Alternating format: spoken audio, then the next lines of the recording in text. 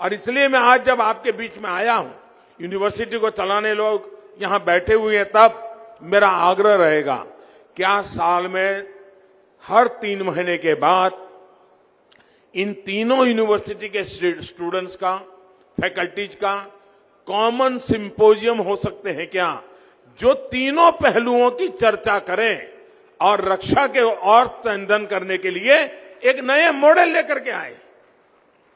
Forensic science justice के लिए कैसे काम आएगा, वो नेशनल लॉ यूनिवर्सिटी के बच्चों को पढ़ना पड़ेगा। क्राइम डिटेक्शन वाले लोगों को देखना होगा किस धारा के अंदर किस कलम को मैं कैसे ले जाऊंगा, मैं साक्ष्य कैसे लेके जाऊंगा, ताकि फॉरेंसिक साइंस यूनिवर्सिटी से मुझे टेक्निकल सपोर्ट मिल जाएगा और नेशनल लॉ यूनिवर्सिटी से मुझे कानूनी सपोर्ट मिल जाएगा और मैं क्रिमिनल को न्याय दिला करके रहूंगा और मैं देश को सुरक्षित कर पाऊंगा। और तब जाकर के जब न्याय तंत्र समय पर न्याय दे पाता है और गुनहगारों को सजा देता है, तो गुनहगारों में भय का माहौल बन जाता है। मैं तो रक्षा शक्ति यूनिवर्सिटी में ये भी चाहूंगा कि वहां ऐसे लोग भी तैयार हो जो जेल की व्यवस्थाओं के संबंध में उनकी मास्टरी हो।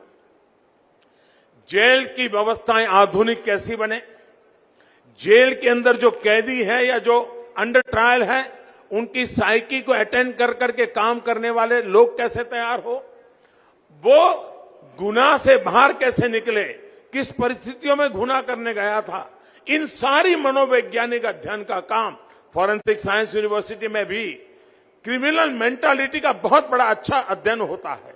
रक्षा शक्ति यूनिवर्सिटी में भी उसका एक पहलू होता होगा। मैं समझता हूं क्या हमारे यहां से ऐसे लोग तैयार हो सकते हैं कि जिनकी एक्सपर्टाइज यही हो, जो कैदियों के अंदर पूरे जेल के माहौल को बदलने में काम कर सकते हो, उनकी साइकी को अटेंड कर सकते हो और एक अच्छा मनुष्य बना करके वो जेल से भी बाहर निकले। इसके लिए योग्य ह्यूमन रिसोर्स की आवश्यकता होती है। सिर्फ जो कल तक पुलिस में काम, लॉ एंड ऑर्डर का काम किसी शहर के किसी कोने में संभालता हो और अचानक उसको कह दिया जाएगा अब जाओ जेल में संभालो, उसकी ट्रेनिंग तो है नहीं। ठीक है, उसका इतनी ट्रेनिंग है कि इस प्रकार के क्रिमिनल लोगों के साथ कैसे बैठना उठना वो तो उसको जानता है, लेकिन इतने से बात बनती नहीं है। मैं समझता हूं कि इतने सारे क्षेत्र फैल चुके हैं, उन सभी क्षेत्रों के लिए हमने इस दिशा में प्रयास करना होगा। आज मुझे इस रक्षा यूनिवर्सिटी का ये भव्य भवन का लोकार्पण करने का अवसर मिला है। जब हम इसके लिए जगह आइडेंटिफाई कर रहे थे तब मेरे सामने बहुत बड़े प्रश्न आए थे, बड़े दबाव आते थे। हर एक का कहना था साहब आप इतना दूर क्यों भेज रहे हैं, ये क्यों कर रहे हैं। लेकिन मेरा मत था कि अगर गांधीनगर से अगर 25-50 किलोमीटर दूर जाना पड़े, इससे यूनिवर्सिटी की अहमियत कम नहीं होती है। अगर यूनिवर्सिटी में दम होगा तो गांधीनगर का सबसे बड़ा फोकस एरिया बन सकता है। और आज भवन देखने के बाद, आज ये भवन देखने के बाद मुझे लगता है इसकी शुरुआत हो चुकी है।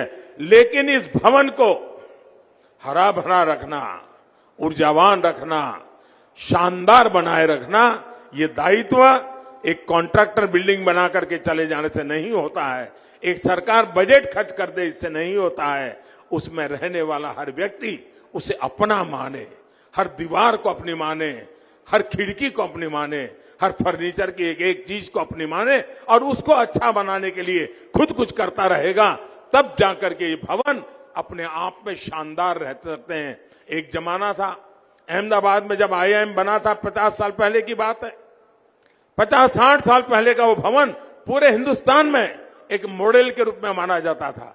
बाद में जब नेशनल लॉ यूनिवर्सिटी का हमारा भवन बना तो पूरे हिंदुस्तान में नेशनल लॉ यूनिवर्सिटी के भवन की तरफ लोगों का आकर्षण हुआ था। मैं आज पक्का मानता हूं कि आने वाले दिनों में ये रक्षा यूनिवर्सिटी का कैंपस भी लोगों के लिए आकर्षण का कारण बनेगा।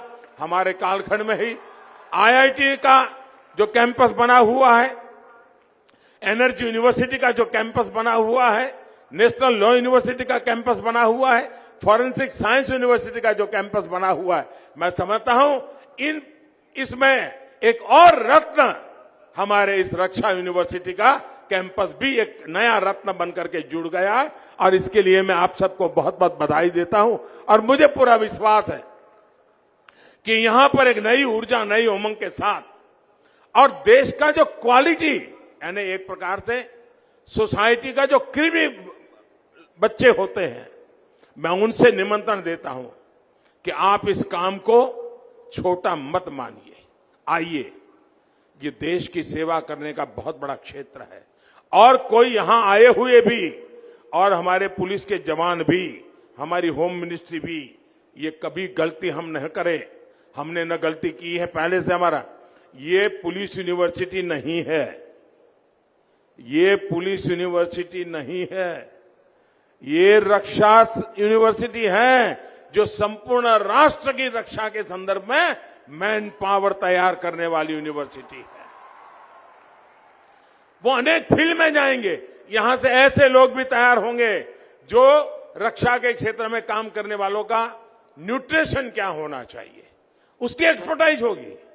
कोई ऐसे एक्सपर्ट तैयार होंगे कि क्रिमिनल दुनिया के रिकॉर्ड बनाने के सॉफ्टवेयर कैसे होने चाहिए, उस पर काम करेंगे।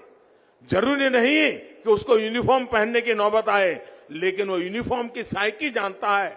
काम कोई भी करता है वो मिलकर के अच्छा परिणाम दे सकते हैं। इस भावना के साथ आज इस यूनिवर्सिटी का हम प्रगति की दिशा में आगे बढ़ रहे हैं। और जैसा हमने सोचा है, फॉरेंसिक साइंस यूनिवर्सिटी देश में फैलनी चाहिए, रक्षा शक्ति यूनिवर्सिटी देश में फैलनी चाहिए। और विद्यार्थी काल से बच्चे के मन में, कुछ बच्चे रहते हैं जो बचपन से सोचते हैं मुझे स्पोर्ट्स पर्सन बनना है, कुछ लोग बचपन से सोचते हैं हमें डॉक्टर बनना है, कुछ लोग बचपन से सोचते हैं हमें इंजीनियर बनना है। ये एक क्षेत्र है। भले आज एक तबका है जो आज भी नकारात्मक का वातावरण यूनिफॉर्म के प्रति बना हुआ है, लेकिन हम अपने कर्तव्य से, अपने कठोर परिश्रम से और अपने मानवीय मूल्यों की इज्जत करते हुए काम करेंगे तो मुझे पक्का विश्वास है कि जो परसेप्शन बना हुआ है उसको बदल करके सामान्य मानवीय में विश्वास जताने का काम हमारी ये यूनिफॉर्म फोर्स कर सकते हैं। और जब यूनिफॉर्म फोर्स करता हूं तब सरकारी दायरे में काम करने वाले, पट्टा और टोपी लगाने वाले की बात में सिर्फ सीमा नहीं करता हूं। आज प्राइवेट सिक्योरिटी भी बहुत बड़ी मात्रा में बढ़ रही है, बहुत बड़ी मात्रा में प्राइवेट सिक्योरिटी का क्षेत्र बना हुआ है।